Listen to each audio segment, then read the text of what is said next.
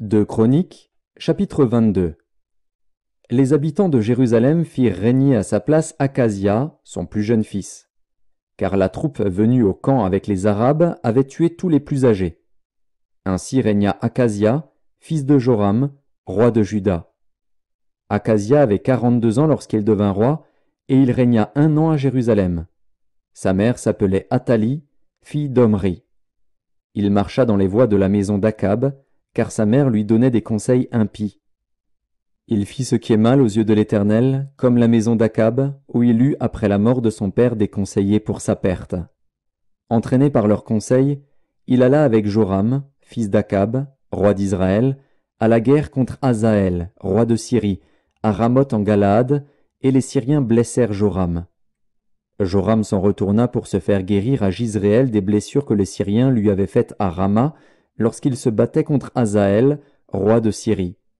Azaria, fils de Joram, roi de Juda, descendit pour voir Joram, fils d'Akab, à Jizréel, parce qu'il était malade. Par la volonté de Dieu, ce fut pour sa ruine qu'Akazia se rendit auprès de Joram. Lorsqu'il fut arrivé, il sortit avec Joram pour aller au-devant de Jéhu, fils de Nimshi, que l'Éternel avait oint pour exterminer la maison d'Akab.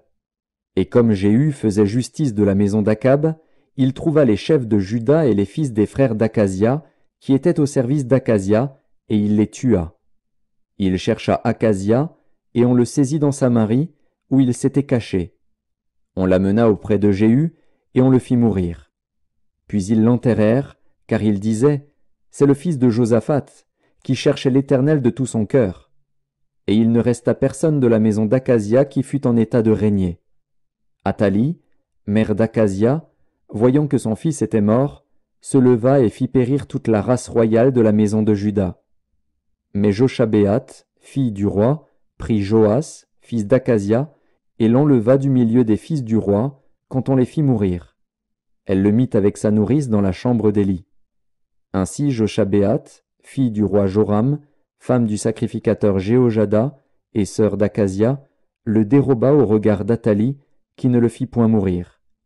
Il resta 6 ans caché avec eux dans la maison de Dieu, et c'était Athalie qui régnait dans le pays.